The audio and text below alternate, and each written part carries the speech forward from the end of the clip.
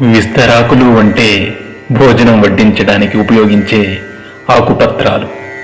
విస్తరాకును భోజనం తినే ముందు శుభ్రంగా ఉంచుకుని నమస్కారం చేసుకుంటాం.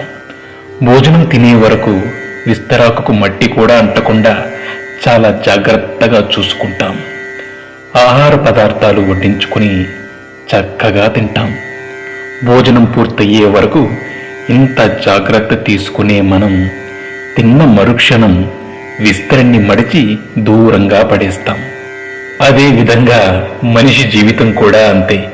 బ్రతికి ఉన్నప్పుడు మనిషి ఎంత గొప్పవాడైనా, ఎంత గొప్పగా బ్రతికినా ఊపిరిపోగానే ఊరి బయట పారేసి వస్తాం.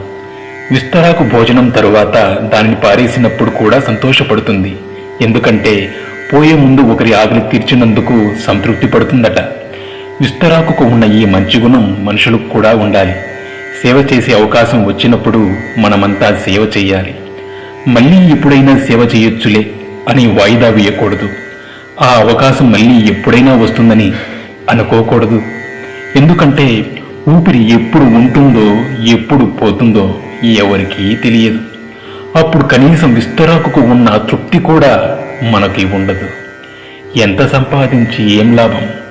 ఒక్క పైసా కూడా తీసుకుపోగలమా? కనీసం మన ఒంటి మీద బట్ట కూడా మిగలనివ్వరు. అందుకే ఊపిరి ఉన్నంత వరకు నలుగురికి ఉపయోగపడే విధంగా జీవించాలి. ఇదే జీవిత పరమార్థం. Thanks for watching. Please subscribe.